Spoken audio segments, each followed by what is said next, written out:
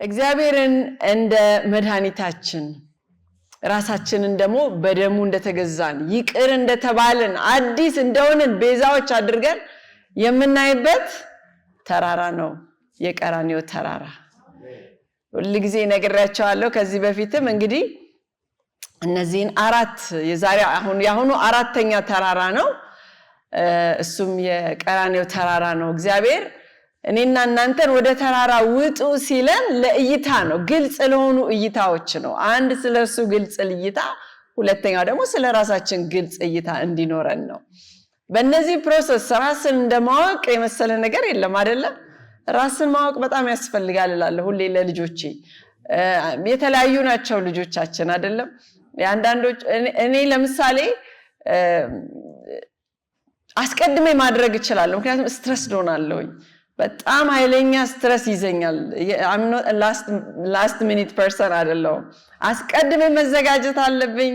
እንግዳ እንኳን ይመጣል ከተባለ ምናልባት ከ3 ወር በኋላ በፊት ኩክ ማድረግ ጀምራለሁ። ፍሪዘር ውስጥ አስቀምጠዋለሁ።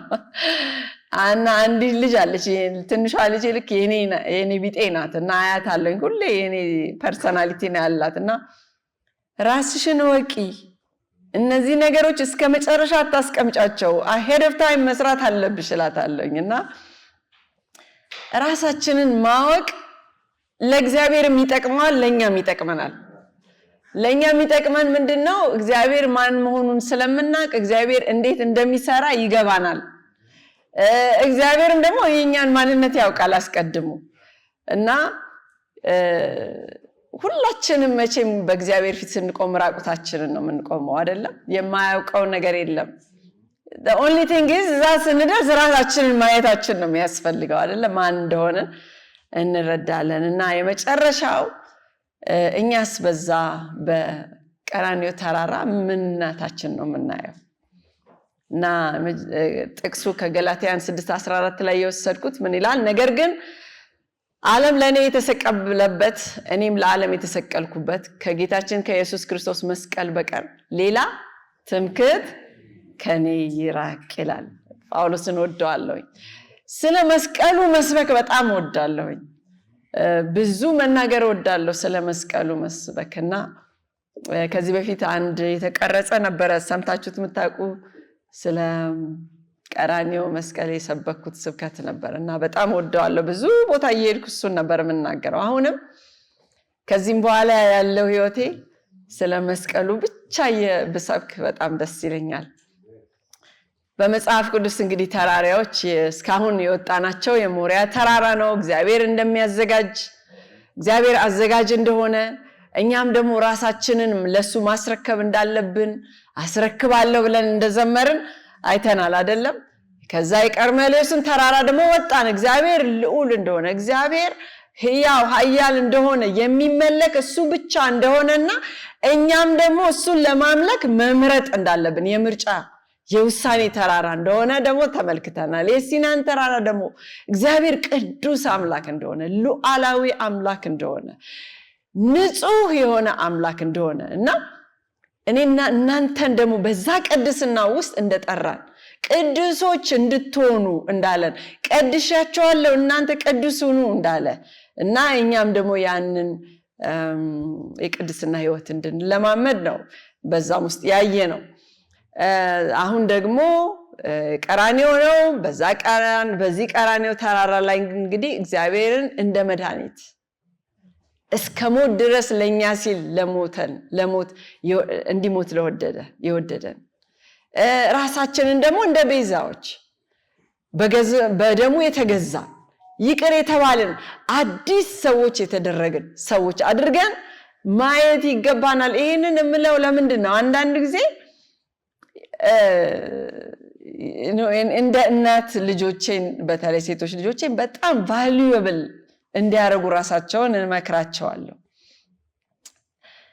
ራሳችንን የምናከብረው በምን ምክንያት ነው? ስለ ራሳችን አይደለም፣ ግን ምን ያህል አንዳንድ ሰው እኮ እኔ የከሌ ልጅ እኮ ነው ይባላል አይደለም እንዴ? በጣም ትልቅ ቫልዩ ይሰጠዋል አይደለም? እኔና እናንተም እኮ የእግዚአብሔር ልጆች ነን ተብለን ቫልዩብል ልናደርግ ይገባናል ራሳችንን አይደለ? ዝም ብለን ዝቅ ማድረግ ራሳችንን ጥሩ አይደለም። አንዳንድ ጊዜ ከሚገባው በላይ ሃምብል ለመሆን እንሞክርና በቃ ራሳችንን በጣም ድህነት እንወዳለን፣ በቃ ምስኪን መሆን እንወዳለን። እንዴ ለምን? እኛ እኮ ቀጥ ብለን መሄድ ነው ያለብን አይደል እንዴ? አንገታችን ድፍት ምናምን አድርጎ መሄድ እዚህ ሀገር በተለይ በካልቸሩ ነው መሰለኝ እንደ ቅድስና እንደ በጣም መንፈሳዊነት ነው አይደለም። እኛ ኮንፊደንት ነው መሆን ያለብን። ምን ያህል እኮ ነው የወጣው ለኛ አንድ እንኳን ሰው ለምሳሌ ወርቅ ያለው ሰው ብዙ ቫልዩ ያለው ሰው ነው አይደለም? ብዙ ቫልዩ እንዳለው ዝም ብሎ ሳሎን ላይ ያስቀምጥ ወርቅም አይደለም እንዴ? ለምን? በጣም ኤክስፖዝድ ይሆናል ለመሰረቅ አይደለም? ቫልዩ የሆኑ ነገሮች አክብረን ነው የምናስቀምጣቸው አይደለም? ወጣቶች ብዙ ጊዜ ለወጣቶች ስናገር የምናገረው መጀመሪያ ነገር እንደው እስቲ መንፈሳዊውን ነገር እንኳን ተውት እና you are valuable። ዝም ብላችሁ ማንነታችሁን ዝም ብሎ ማበሸቃቀጥ አያስፈልግም። ወንዶችም ሴቶችም ማለት ነው። ዝም ብላችሁ ራሳችሁን አሳልፋችሁ አትሰጡም። የማይሆን ቦታ አትወስዱም። የሚያራክሳችሁን ነገር አትነኩም አይደለም? ለምን? ለሌላ ለማንም አይደለም፣ ለራሳችሁ። ምክንያቱም በጣም ቫልዩብል ናችሁ።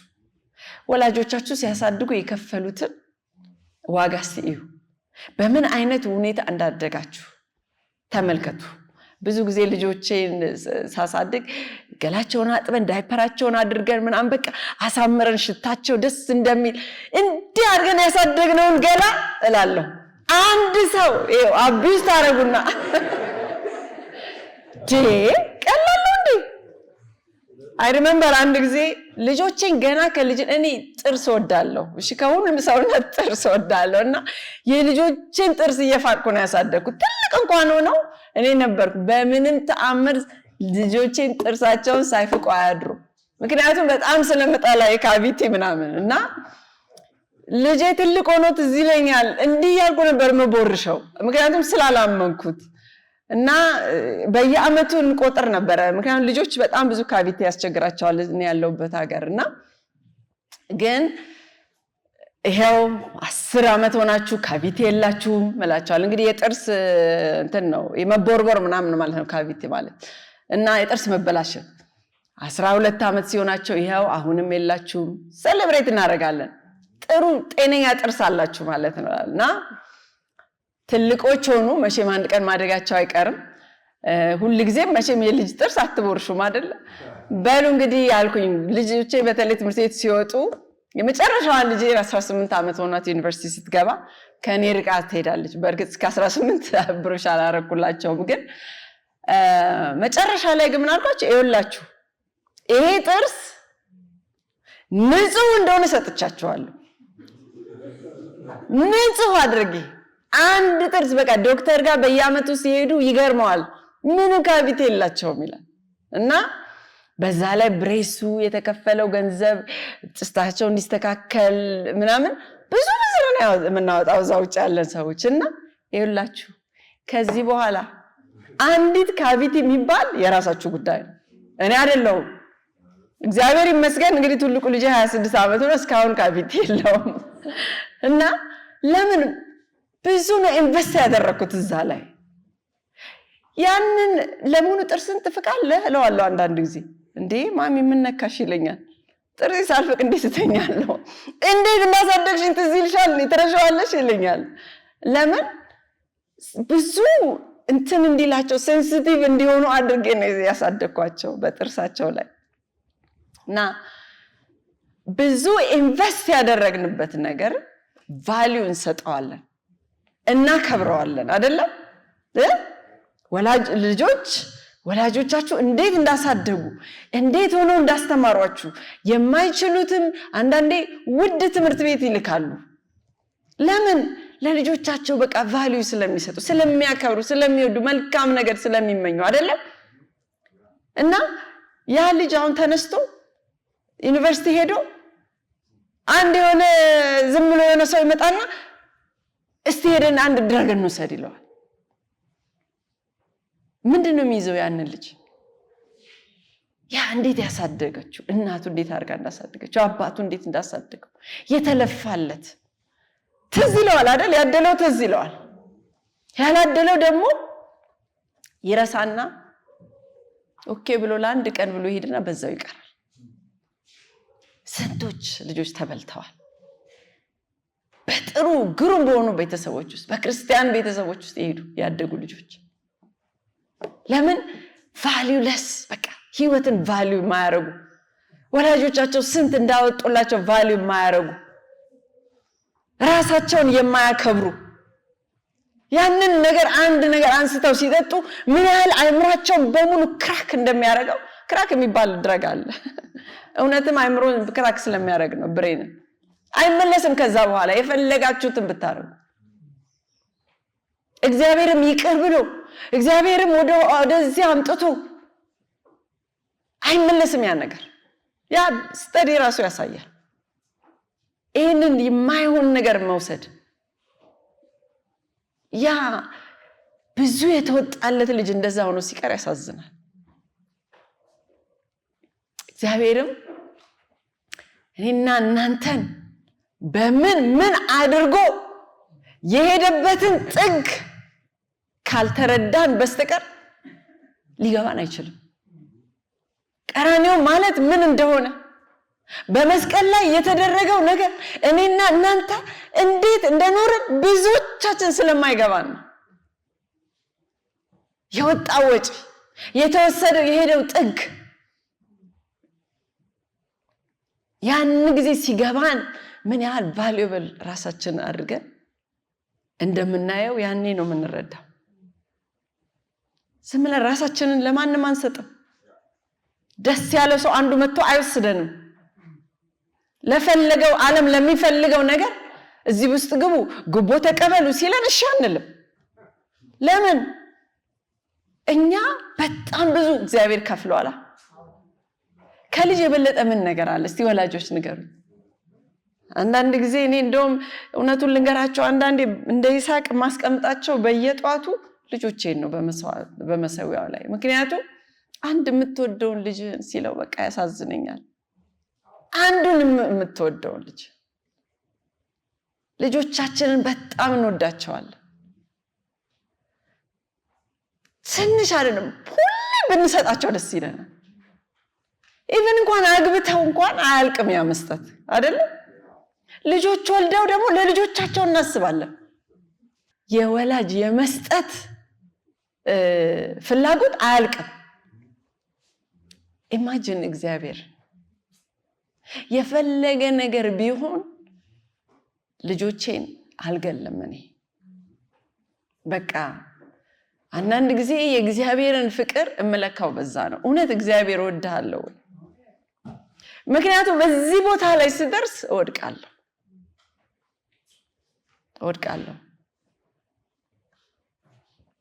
ያንን ነው እግዚአብሔር ያደረገው እስቲ ልጆቻችሁን አስቡ በጣም የምትወዱትን አንድ በብሊንግ የሆነ ልጅ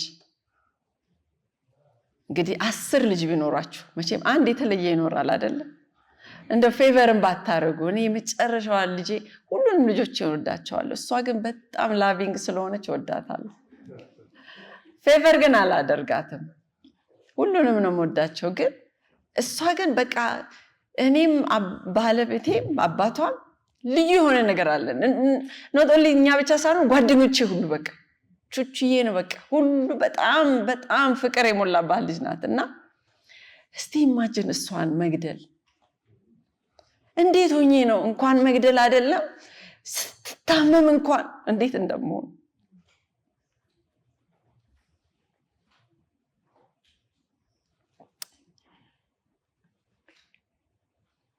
እግዚአብሔር ግን ያረጋው ያንን ነው 2-3 አይደለም ያለው አንድ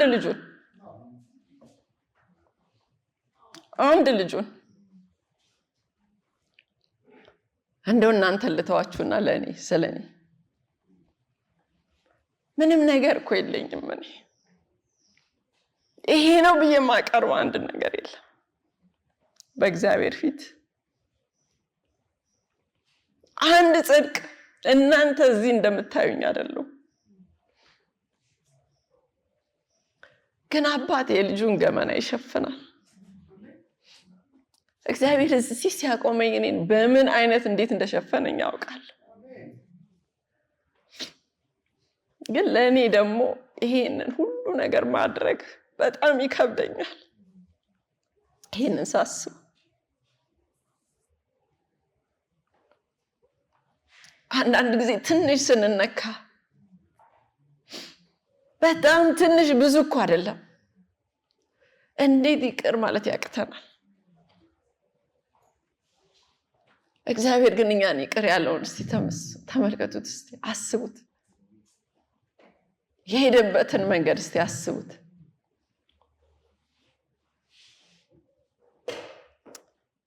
እና በኮረብታው ላይ ለአንድ አፍታ እስቲ አይናችሁን ጨፍኑና በአይነ ህሊናችሁ እስቲ ተመልከቱ።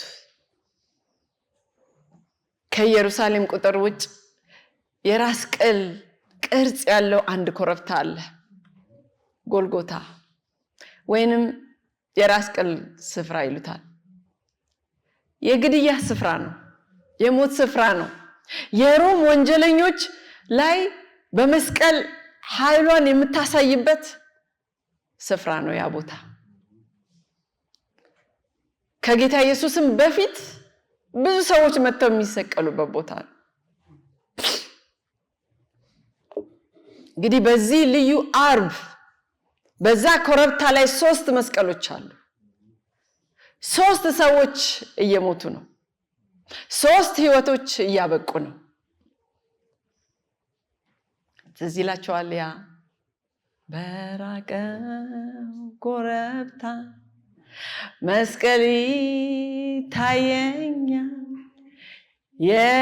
የኢየሱስ መከራ መስቀል ከሁሉ ይልቅ ያ መስቀል ደስ ይለኛል፣ ለዓለም ሞቱን ያሳያል። ስለዚህ ልውደደው መስቀሉን። ሃሌሉያ። ከኃጢአት ሁሉ ያዳነኝን እጠማጠማለሁ መስቀሉን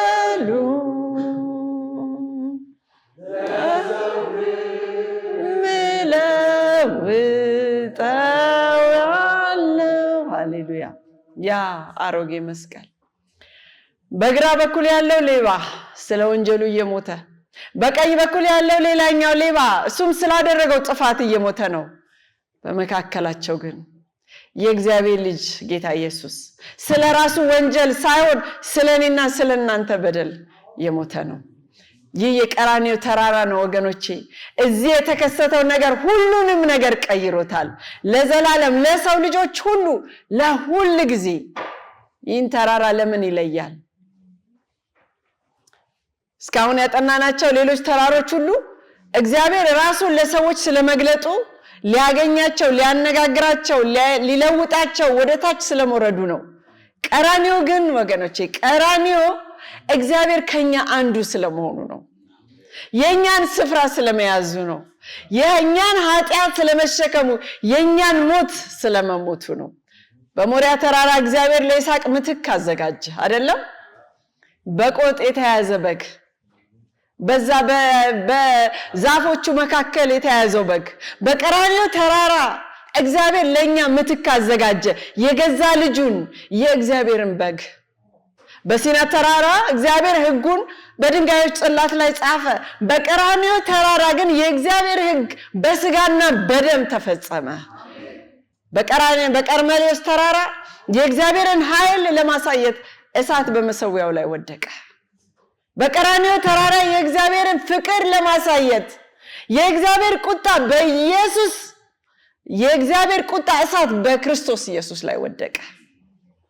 በመለወጥ ተራራ ጌታ ኢየሱስ በክብር አየነው። በቀራንዮ ተራራ ግን ጌታ ኢየሱስን በስቃይ እናገኘዋለን። በመጽሐፍ በመለወጥ ተራራን አላቀረብኩላችሁም፣ ሌላ ጊዜ ወይንም እንትን ላይ ታዩታላችሁ።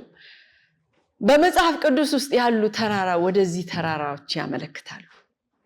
እነዚህ ሁሉ ተራራዎች ፖይንት የሚያመለክቱት ወደዚህ ወደ መጨረሻው ተራራ ወደ ቀራንዮ ተራራ ነው።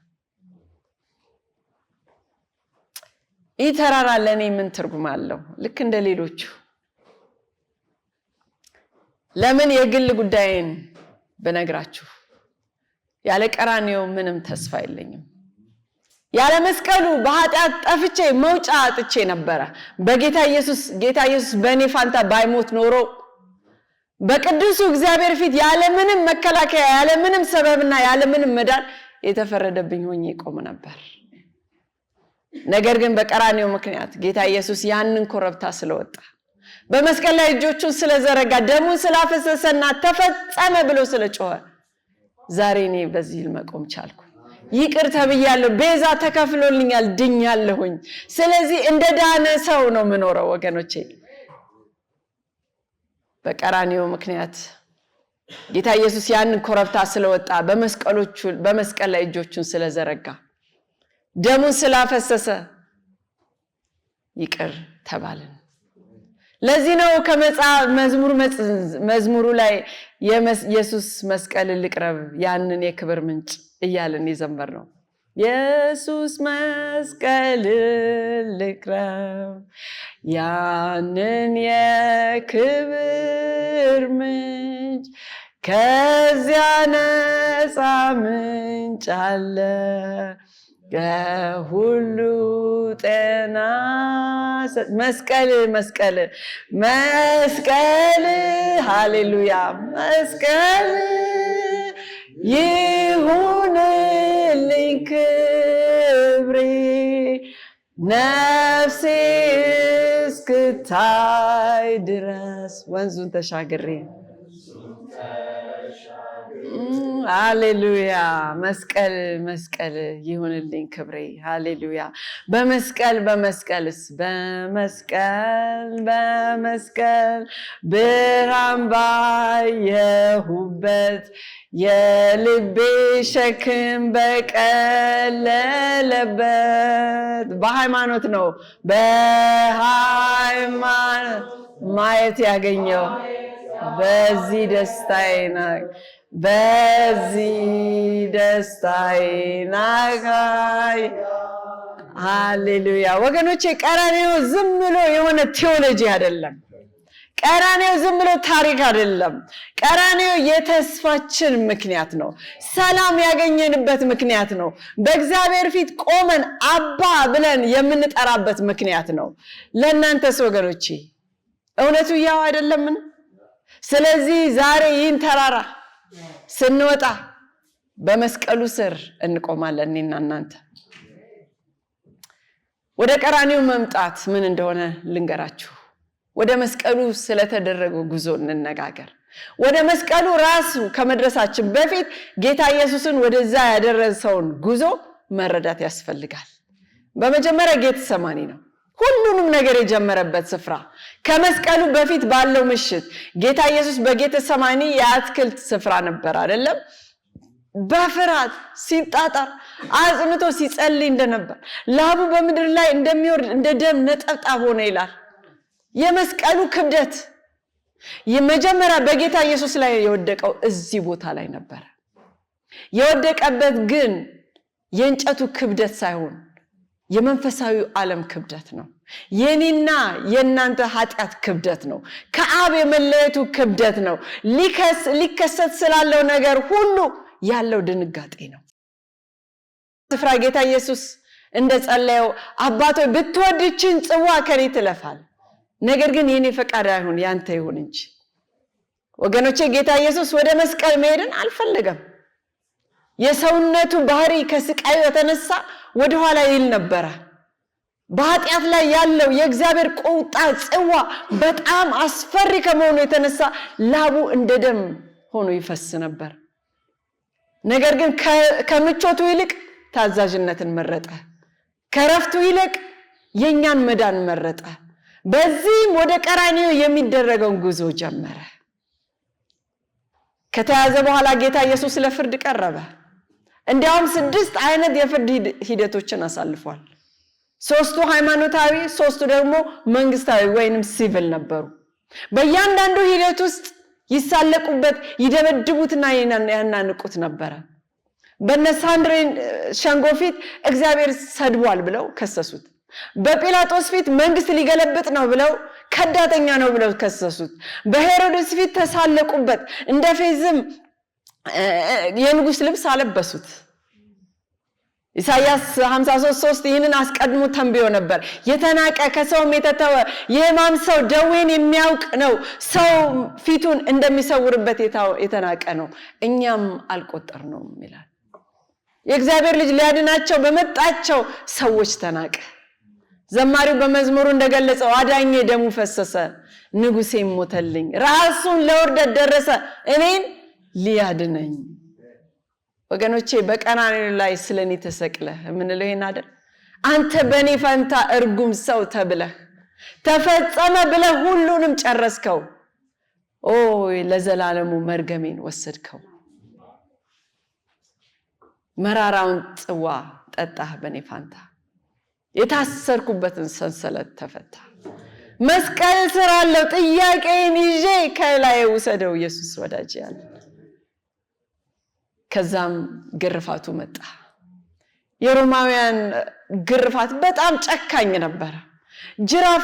ጅራፉ በአጥንትና በብረት ቁርጥራጦች የተለበጠ በመሆኑ የሰውን ስጋ እንዴት እያደረገ እንደሚያወጣው አስቡት።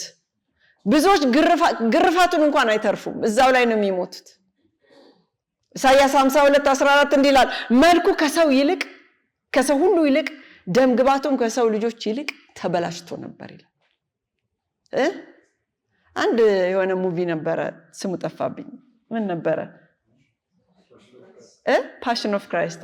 ፓሽን ኦፍ ክራይስት የሚል በጣም ብዙ አመት ሆኖታል ከወጣ።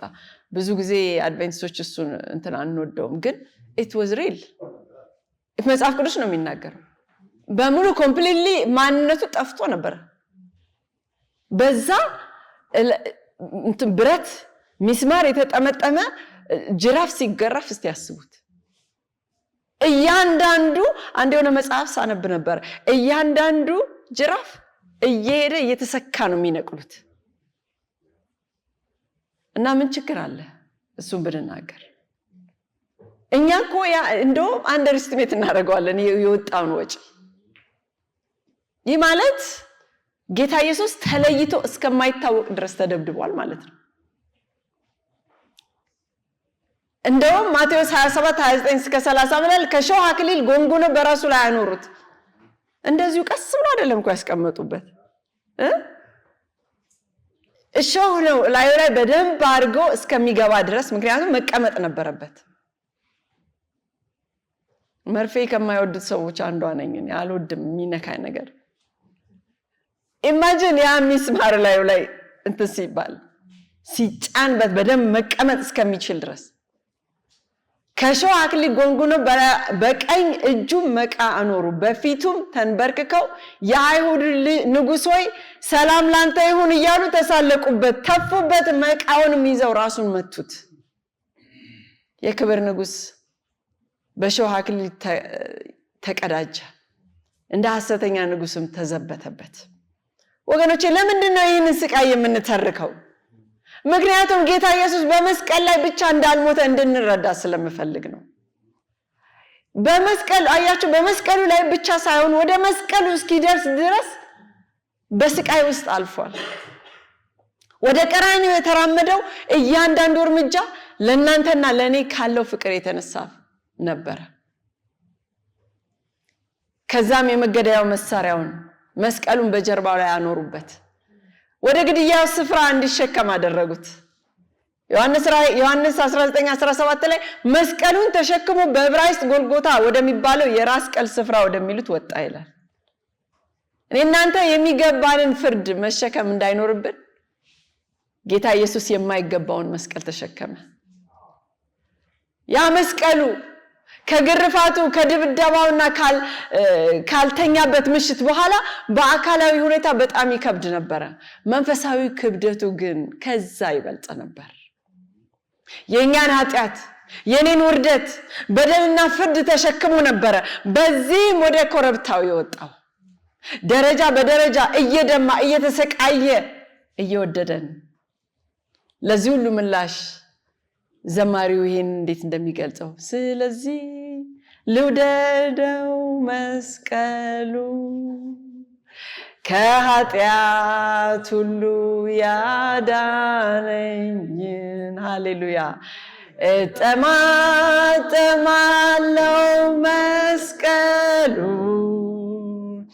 በዘውድም ለውጠው አዎ ጌታ ኢየሱስ ሃሌሉያ ለዚህ ነው መስቀሉን የምንወደው ስለዚህ ልውደደው መስቀሉን እንበል እስቲ ወገኖቼ ከኃጢአት ሁሉ ያዳነኝን እጠማጠማለው መስቀሉን በዘውድም እለውጠዋለሁ ከዛስ ስቅለቱ አሁን ወደ ዋናው ክስተት ደርሰናል ሉቃስ 23:33 ቀራኒ ወደሚባል ስፍራ በደረሱ ጊዜ በዛ እሱን ሰቀሉት ይላል በመስቀሉ ላይ አስተኙት እጆቹን ዘረጉ እጆቹና እግሮቹ በመስማር ተወጉ ኢሳይያስ 53:5 ላይ እሱ ግን ስለመተላለፋችን ቆሰለ ይላል ስለ በደላችንም ቀለለ ደቀቀ የደህንነታችን ተግሳጽ በእርሱ ላይ ነበረ በእርሱ ቁስል እኛ ተፈወስን ይላል ሃሌሉያ ስጋውን የሚወጋው እያንዳንዱ ምስማር ለኔና ለእናንተ የሚገባ ነበር ወገኖቼ በጀርባው ላይ ያለው እያንዳንዱ ግርፋት ለኛ ፈውስ ነበር የፈሰሰው እያንዳንዱ ደም ጠብታ ለኔና ለእናንተ ይቅርታ ነበር ስቅለት በሮማውያን ዘንድ እጅግ ስቃይ የበዛበት ውርደት የሞላበትና በህዝብ ፊት የሚከናወን የሞት ቅጣት ነበር ህዝቡ ያየው በስቃይና በመታፈን በዝግታ ትሞታለህ ህዝቡ ያየ ጌታ ኢየሱስ ግን ኃጢአት የሌለበት የእግዚአብሔር ልጅ ይሄንን በፈቃደኝነት ተቀበለ ከዛስ ምልክቱስ ጲላጦስ በራሱ ላይ ይህ የአይሁድ ንጉስ ኢየሱስ ነው የሚል ጽፈት አኖረበት ይሄ ያደረገው ለፌዝ ነበር አያችሁ እግዚአብሔር እንዴት መጥፎን ወደ መልካም እንደሚለውጠው ሳያስበው ግን እውነቱን ነበር የተናገረው አይደለ አዎ ነገር ግን እውነት ነበር ጌታ ኢየሱስ እየሞተ ያለው እንደ ንጉስ ነበር ነገር ግን ዙፋኑ መስቀል አክሊሉ ደግሞ ሾህ ነበር ቃላቱስ ጌታ ኢየሱስ በመስቀል ላይ ተሰቅሎ ሳለ 7 ጊዜ ተናግሯል እነዚህ 7 ንግግሮች በዚያ ስቃይ ውስጥ እንኳን ኢየሱስ ልብ ምን እንደሆነ ይገልጹልናል የመጀመሪያ አባቶ የሚያደርጉትን አያውቁምና ይቅር በላቸው እየሰቀሉት ሳል ስለርሱ እሱ ስለነሱ ይጸልይ ነበር ይህ እግዚአብሔር ልብ ነው አይደለም እየተገፋ እንኳን ይቅር ይላል ሁለተኛ እውነት እልሃለሁ ዛሬ ከኔ ጋር በገነት ትሆናለህ ይላል በመጨረሻው ቅጽበት እንኳን በእምነት ወደ እርሱ ለዞረው ሌባ ጌታ ኢየሱስ መዳንን ሰጠው ሶስተኛው አንቺ ሴት ሆይ አንቺ ልጅሽ እነሆ እናትህ የተባለው በዚህ ስቃይ እንኳን ጌታ ኢየሱስ ለእናቱ ተጨነቀ ዮሐንስ እንዲከባከባት አደራ ሰጠ ይህ ደግሞ ኢየሱስን ርህራሄነት ይናገራል አራተኛው አምላኬ አምላኬ ስለምን ተውከኛል አለ እሱ ምንድነው እጅግ የሚያስጨንቅ ጩኸት ነበር ጌታ ኢየሱስ የኛን ኃጢአት ስለተሸከመ አብ ፊቱን ያዞረበት ቅጽበት ነበር ይህ ደግሞ መለየት ነው ከአባቱ እኛ እንዳንገባበት ኢየሱስ ሲኦልን ለኔና ለእናንተ ቀመሰ ተጠማ ኋላ አምስተኛው የአካላዊ ውሃ ጥም ብቻ ሳይሆን ለኔና ለእናንተ መዳን ያለበት መንፈሳዊ ጥምም ጭምር ነበር ሰባዊነቱን ይናገራል እዚህ ላይ ጌታ ኢየሱስ እኛ የምናልፍበትን ስቃይ ሁሉ ቀመሰ ስድስተኛው ምንድነው ተፈጸመ ያለው አበቃው ሳይሆን ተፈጸመ ነው ያለው የቤዛነት ሥራ ተጠናቋል ዕዳው ተከፍሏል። ሃሌሉያ ድልም ተገኝቷል። ይህ ፍጻሜ ነው። የደህንነት ዕቅድ ግቡን መጥቷል ማለት ነው። ጌታ ኢየሱስ እነዚህን ቃላት ሲናገር ሲኦል የሚፈራውን ሰማይ ደግሞ የናፈቀውን ሰማ። ስራው ተጠናቀቀ።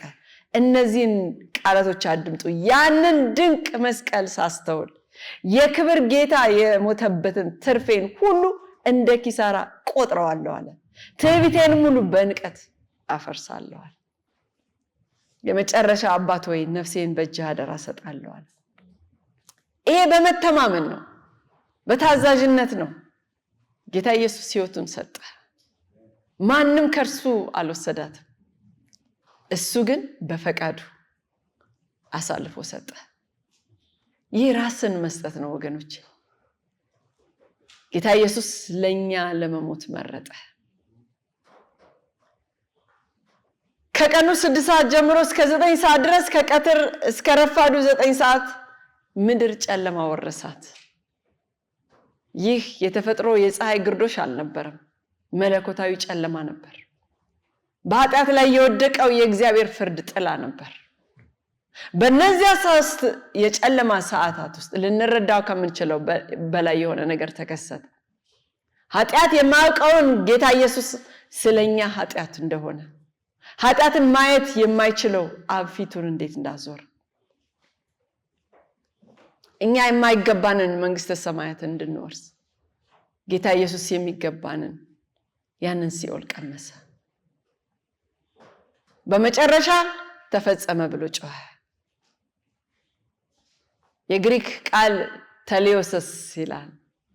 ደግሞ ግሪክኛ ከየት አመጣሽ እንዳትሉኝ፣ ግሪክኛ እችላለሁ። አሁንስ አበዛሽው እንዳትሉኝ እሺ። ጀነት እንዴ እዛ እንትን ላይ ሆነሽ ደግሞ በግሪክ በዕብራይስጥ ይናለሽ እንዳትሉኝ። ግሪክ ሀገር 2 ዓመት ኖሬያለሁኝ። ከእንግሊዝኛም በፊት የምናገረው ግሪክኛ ነበር። ቴሌዮስስ ይላል። በቃ ዕዳው ሁሉ ተፈጸመ፣ አለቀ ማለት ነው። በግሪክኛ ደስ ይላል። በጣም ሪች የሆነ ላንጉጅ ነው ግሪክኛ። ይህም እንግዲህ ምንድነው? በቃ አለቀ፣ ዕዳው ሁሉ ተከፈለ። ከዚህ በኋላ ምንም ድርድር የለም። በቃ አለቀ፣ ተከፍሏል፣ ተከፍሎልሃል። ሌላ ጨምራችሁ የምትከፍሉ ነገር የለም። ይሄ ነገር +1 የሚባል ነገር የለም። አልቋል፣ አትጨምሩበት ሌላ ነገር። የኃጢአት ቅጣት ሁሉ በሙሉ ተከፍሏል። የማዳን ዕቅድ ተጠናቋል። የቤዛነት ስራ ተከናውኗል። የሞት ኃይል ተሰብሯል። ሃሌሉያ! ወደ አብ የሚወስደው መንገድ አሁን ክፍት ነው። ሌላ ማንም አማራጭ አያስፈልገንም። እነ ገብርኤል እነ ማርያም አያስፈልጉንም። ጌታ ኢየሱስ በመስቀሉ ላይ ጨርሶታል። እኔና እናንተ ዛሬ በእምነት በእንግሊዝኛው በድፍረት ይላል፣ ቦልድሊ ይለዋል። በድፍረት ወደ ጸጋው ዙፋን መቅረብ እንችላለን። አንፈልግም፣ ሌላ የሚያማልደን ሰው የለም፣ እራሳችን። ሃሌሉያ! ይሄ እኮ በጣም ቀላል ነገር አይደለም ወገኖች። ምንም የሚጨመር ነገር የለም፣ የሚቀነስ ነገር የለም፣ ተፈጽሟል። ዘማሪው በመዝሙሩ እንዳለው ኢየሱስ ከፍሎታል፣ ስለኔ ተሰዶ ኃጢአቴን አጠበው ነጭ እንደ በረዶ። አስገራሚው ጸጋ፣ አስገራሚው ጸጋ፣ ሀብቴ ጌጤ ክብሬ ኢየሱስ ለኔ ሞተ። ይሄው ነው መዝሙሬ፣ ይሄው መዝሙሬ። ሌላ ምን እንዘምራለን ወገኖች? ኢየሱስ ከፍሎታል፣ ስለኔ ተሰዶ በቃ አለቀ። ኃጢአቴ ሁሉ አጠበው ነጭ እንደበረዶ። I wish I could stay here more በዚህ ነገር ላይ። የመስቀሉ ተጽዕኖ ከኢየሱስ ሞት በላይ እጅግ አሰፊ ነው ወገኖች። በዛ ቅጽበት ምን እንደተከሰተ ልንገራችሁ። መጋረጃው ተቀደደ። እነሆ የቤተ መቅደስ መጋረጃ ከላይ እስከ ታች ለሁለት ተቀደደ። በቤተ መቅደስ ውስጥ ያለው መጋረጃ የእግዚአብሔር መገኘት ከሚያርፍበት ከቅድስተ ቅዱሳኑ ሌላውን የመቅደስ ክፍል የሚለይ ነበር። ወደዛ መግባት የሚችለው ሊቀ ካህኑ ብቻ ነበር። እሱም ቢሆን በዓመት አንድ ጊዜ በስርየት ቀን ብቻ ነበር የሚገባው። ያ መጋረጃ በጣም ወፍራም ነበር ወገኖቼ። እንደ ልማዱ አገላለጽ ውፍረቱ 4 ኢንች ያህል ሲሆን በፈረሶች እንኳን ተገትቶ ሊቀደድ የማይችል ነበር። ነገር ግን ጌታ ኢየሱስ በሞተ ጊዜ እግዚአብሔር ከሰማይ እጁን ዘርግቶ ከላይ እስከ ታች ድረስ ቀደደው። አሜን። ከታች ወደ ላይ አይደለም፣ ይህ የሰው እጅ ይሆን ነበር ወገኖቼ። ነገር ግን ከላይ ወደ ታች መለኮታዊ እጅ መሆኑን ያሳያል። መልእክቱ ምን ይሆን? አሁን ወደ እግዚአብሔር የመግቢያ መንገድ ክፍት ሆኗል። መሰናክሉ ተወግዷል። መንገዱ ግልጽ ሆኗል። ዕብራውያን 10:19 እስከ 20 እንደሚለው እንግዲህ ወንድሞች ሆይ በመጋረጃው በኩል ማለት በስጋው በኩል ለኛ በተከፈተው በአዲስና በሕያው መንገድ ወደ ቅድስት በኢየሱስ ደም እንድንገባ ድፍረት ስላለን ይላል። የኢየሱስ ስጋ እንደ መጋረጃው ነበር። በመስቀል ላይ በቆሰለ ጊዜ ለሚያምኑ ሁሉ ወደ እግዚአብሔር መቅረቢያ መንገድ ተከፈተ። ምድር ተናወጠች ይላል። ምድር ተናወጠች ይላል ማቴዎስ 27:51 ላይ። አለቶችም ተሰነጠቁ ይላል። ፍጥረት ሁሉ ለፈጣሪ ሞት ምላሽ ሰጠ። መሬቱ ተንቀጠቀጠ። አለቶች ተሰነጠቁ። ፍጥረት እንደ ዓለም አቀፋዊ የሆነ ታላቅ ነገር እንደተከናወነ እንኳን አውቆ ነበረ። መቃብሮች ተከፈቱ። ማቴዎስ 27:52 እስከ 53 መቃብሮችም ተከፈቱ። ተኝተው ከነበሩትም ቅዱሳን ብዙዎች ስጋዎች ተነሱ። ከትንሣኤ በኋላ ከመቃብሮች ወጥተው ወደ ቅድስት ከተማ ገቡና ለብዙዎች ታዩ ይላል። ሞት ጉልበቱ ጠፋ። ሃሌሉያ! ሞት ጉልበቱ ጠፋ። መቃብሮች ሙታንን ይዘው መቆየት እንኳን አይችሉም። ምክንያቱም ጌታ ኢየሱስ ሞትን ራሱ ድል አድርጓልና። የመቶ አለቃው አመነ። የመቶ አለቃውም ይላል ማቴዎስ 27:54 ላይ ከእርሱም ጋር ኢየሱስን የሚጠብቁ የምድር መናወጡንና የሆነውን ነገር አይተው በእውነት ይህ የእግዚአብሔር ልጅ ነበር ብለው እጅግ ፈሩ። ይህ ሮማዊ ወታደር ምናልባት በብዙ መቶ የሚቆጠሩ ስቅላቶችን የተመለከተ ሰው ነበር። ኢየሱስን አይቶ ይሄኛው ግን ይለያል፣ እሱ በእውነት የእግዚአብሔር ልጅ መሆን አለበት አለ። ኢየሱስ በሞት እንኳን ሰዎችን ወደ ራሱ ይስብ ነበር። ወገኖቼ እኔና እናንተ እንደዚህ ቤተክርስቲያን አባሎች በመቅደሱ ስርዓት ላይ የተመሰረተ በቀራንዮ ስለተከናወነው ነገር ልዩና ውብ የሆነ ግንዛቤ አለን ብዬ አምናለሁ። መቅደሱ ወደ ቀራንዮ ያመለክት ነበር። በጉ ጌታ ኢየሱስ የዓለም ኃጢአትን የሚያስወግድ መሰዊያው መስቀሉ የመጨረሻው መስዋዕት የቀረበበት ደሙ የጌታ ኢየሱስ ደም ለኃጢአት ስርየትን የፈሰሰ ሊቀ ካህኑ ጌታ ኢየሱስ አሁን በሰማያዊ መቅደስ የኔና የእናንተ ሊቀ ካህን የሆነው።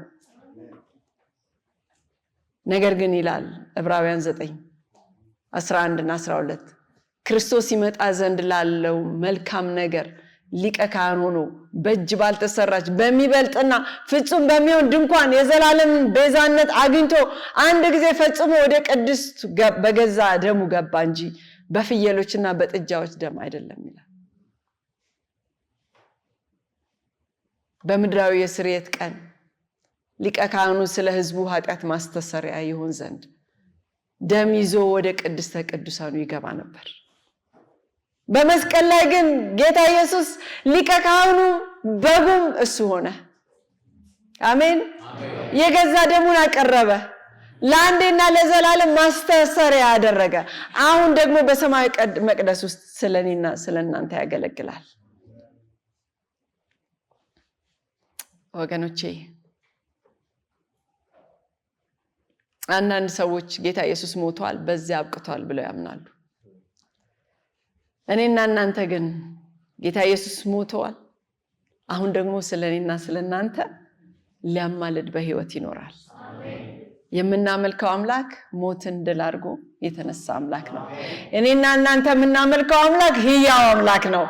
የሞተ አምላክ አይደለም።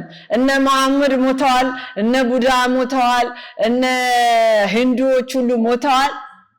የኛ አምላክ ግን ዛሬም ሕያው ነው። ሃሌሉያ። ታዲያ የቀራንዮ ተራራ ምን ይገልጽልናል ወገኖቼ? ስለ እግዚአብሔር እሱ ፍቅር እንደሆነ፣ ፍቅርም እንደዚህ ነው ይላል አንደኛ ዮሐንስ 4:10 እግዚአብሔር እርሱ ራሱ እንደወደደን ስለ ኃጢአታችን ማስተሰሪያ ይሆን ዘንድ ልጁን እንደላከ እንጂ እኛ እግዚአብሔርን እንደወደድ ነው አይደለም ይላል። በሌላ አነጋገር የእግዚአብሔር ፍቅር በእኔና በእናንተ ለሱ ላለን ፍቅር የተመረኮዘ አይደለም። መስቀል የፍቅር የመጨረሻው ትክክለኛው ትርጉሙ ነው። ፍቅር ዝም ብሎ ስሜት ወይም ቃላት አይደለም። ፍቅር ማለት ለሌላው ሰው ሕይወትን አሳልፎ መስጠት ነው። ነፍሱን ስለ ወዳጆቹ ከመስጠት ይልቅ ከዚህ የሚበልጥ ፍቅር ለማንም የለውም ይላል። ኢየሱስ የሞተው ስለ ወዳጆቹ አይደለም፣ ስለ ኃጢአተኞቹ ነው። ጌታ ኢየሱስ የሞተው ለጠላቶቹ ነው። ስለ ራሳችን ደግሞ ይነግረናል። ቀራንዮ የኛን ዋጋ ይገልጣል። እኔና እናንተ በጌታ ኢየሱስ ደም ልክ የምንመጥን ዋጋ አለን ማለት ነው። ይህ የሆነው እኛ ጥሩ ስለሆንን ሳይሆን የሚገባን ስለሆንን ሳይሆን ነገር ግን እግዚአብሔር ለመዳን እንድንበቃ ዋጋ እንዳለን ስለተናገረ ነው። በውድ ልጁ እንደ ጸጋው ባለጠግነት መጠን በደሙ የተደረገ ቤዛነታችንን አገኘን ይላል። እሱም የኃጢአት ስርየት ነው ይላል። ወገኖቼ እንግዲህ ይሄንን ስቋጨው ቀራንዮ ራሳችንን የምናይበት መንገድን ይለውጠዋል። ጠላት እንደሚለን ዋጋ ቢስ አይደለንም። እኔና እናንተ የተከበርን ሰዎች ነን። የተፈረድንብንም አይደለም። እኔና እናንተ ይቅር የተባልን ነን። ባሪያዎችም ደግሞ አይደለንም። ምክንያቱም በጌታ ኢየሱስ ምክንያት ነፃ የሆንን ሰዎች ነን። ስለዚህ ስንኖር እንደ ባሪያ ለምንም ነገር የተገዛን መሆን የለብንም። ነፃ እንደወጣን ሰዎች እንደተከበርን ልንኖር ግን ይገባል። የተጣልንም አይደለንም።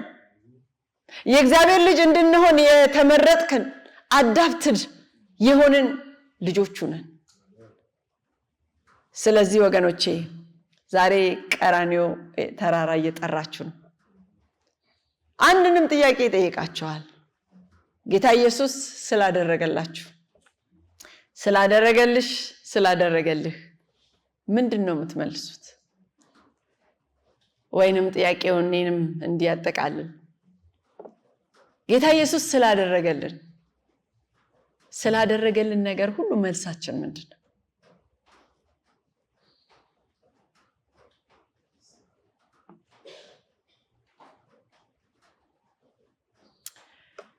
እዚህ ውስጥ የማያምን ሰው አለ ብዬ አላምንም። እግዚአብሔርን እንደ ግል አዳኛችሁ አድርጋችሁ ካልተቀበላችሁ፣ ጌታ ኢየሱስ ያደረገላችሁን ነገር ዛሬ ተገልጦላችሁ ከሆነ ይህንን አምላክ እንደ ግል አድርጋችሁ ህይወታችሁ እንደ ግል አዳኛችሁ አድርጋችሁ እንድትተዋወቁት እጋብዛችኋለሁ። ዛሬ ያ ቀን ነው። ጌታ ኢየሱስ ለኔና ለናንተ የሞተ ስለ ኃጢአታችን ደሙን ያፈሰሰ ይቅርታንና ነፃነትን ለዘላለም ህይወትን እየሰጠ ዛሬ ለማያምኑት ሁሉ ይህንን መልእክት እንድንናገር ተጋብዘናል። ይህንን የመስቀሉን ፍቅር ከቦታ ወደ ቦታ እየሄድን ብንናገር ሰዎችን ያድናል ብዬ አምናለሁ። አስታውሳለሁ የዛሬ ስንት ዓመት ምናልባት 5 ዓመት ወደ ቱላ የሚባል ቤተክርስቲያን ሄጄ ነበር እና ስለ መስቀሉ ነበር የምናገረው እና በዛን ቀን በጣም ብዙ ሰው ወጣ።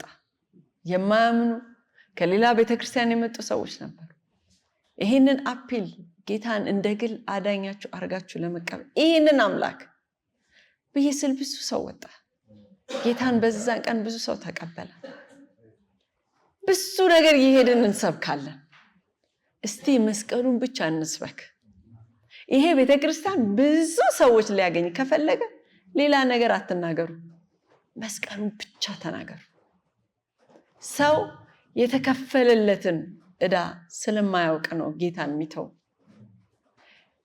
ሰው የራሱን ምን ያህል ቫልዩብል መሆኑን ሲያውቅ ወደዚህ ወደ ተከበረው ክብርን ወደ ሰጠው አምላክ መመለሱ አይቀርም። ስለዚህ ወገኖቼ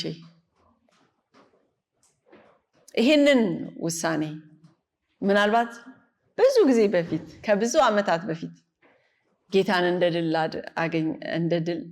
እንደ ግል አዳኛችን አድርገን ተቀብለን ይሆናል። የጌታንም መስቀል ምናልባት እንደተለመደው ተላምደ ነው ይሆናል።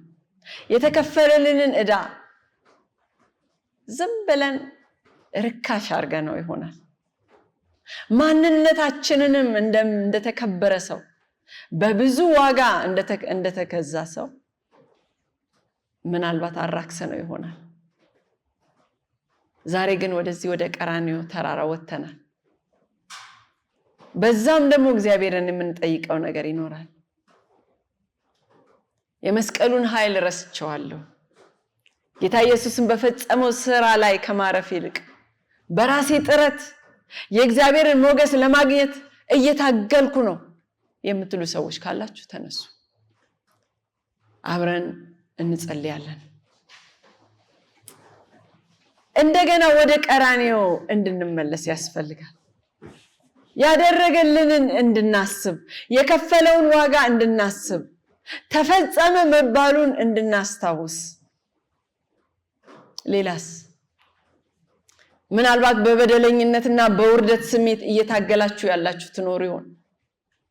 ምናልባት ባለፈው ህይወት ባደረግናቸው ነገሮች ምክንያት በበደለኝነት በውርደት ስሜት እየተሰቃየን ይሆን? እኔ ጥሩ አይደለሁም፣ እግዚአብሔር ይቅር ይበለኝ፣ በጣም ርቄ ሄጃለሁ ብለን የምናስብ ሰዎች እንኖር ይሆን? ዛሬ ቀራንዮ ላይ ያለውን መስቀል እንድንመለከት ከጌታ ኢየሱስ ደም ከጎኑ ተሰቅሎ ለነበረው ሌባ፣ በመጨረሻ ሰዓት ላይ ለነበረ ወንጀለኛ የበቃ ከሆነ ላንተም ለኔም ይበቃል ማለት ነው። አንደኛ ዮሐንስ 1:9 በኃጢአታችን ብንናዘዝ ኃጢአታችንን ይቅር ሊለን ከአመፃ ሁሉ ሊያነጻን የታመነና ጻድቅ ነው ይላል። ከጥቂት አይደለም ከሁሉ። ጥሪው ዛሬ አንድ ነገር እንድናደርግ እንጋብዛለን፣ ወደ መስቀሉ እንድንመጣ። ምናልባት በአካል መምጣት ላይሆን ይችላል። በህዝብ ፊት ውሳኔ ለማድረግ መቆም ላንፈልግ እንችላለን። ነገር ግን በመንፈስ በልባችን ወደ እግዚአብሔር ወደ ጌታ ኢየሱስ መስቀል ልንሄድ እንችላለን። እስቲ ወደዚህ መስቀል እንምጣና ምን እንደሚያስፈልገን እስቲ እንንገረው። እስቲ እንንገረው ለጌታ ኢየሱስ ያደረገልን ነገር እንደተቀበል ነው እንንገረው። እስቲ ህይወታችንን ለእርሱ ማስገዛት እንደምንፈልግ፣ ሙሉ ለሙሉ ማስገዛት እንደምንፈልግ እንንገረው እስቲ። ምክንያቱም ወገኖቼ ሁሉ ነገር የሚለወጠው በመስቀሉ ስር ስለሆነ